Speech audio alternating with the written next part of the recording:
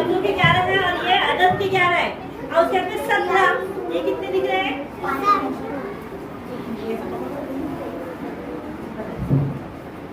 ये 11 इधर लगा, ऐसी चैन बनती थी, गाड़ी रेलगाड़ी बन रही हो लफ्जों की और उसकी गिनती की अददों की।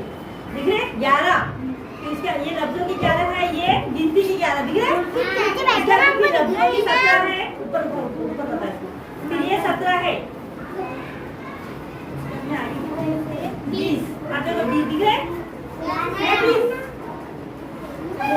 और आखिरी में ये मुस्कुराती हुई लड़की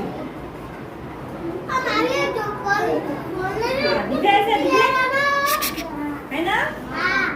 क्या बड़े वाले कितने, सबसे पहले कितने? 11 दिख रहे? 11 क्लास में कितने? 17 है क्या?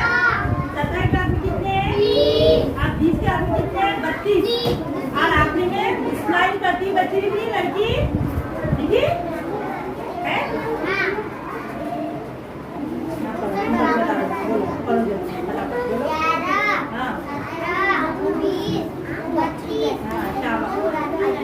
मुस्कुराती हुई लड़की ऐसी रेलगाड़ी बन गई थी ना, रेलगाड़ी बनी ना।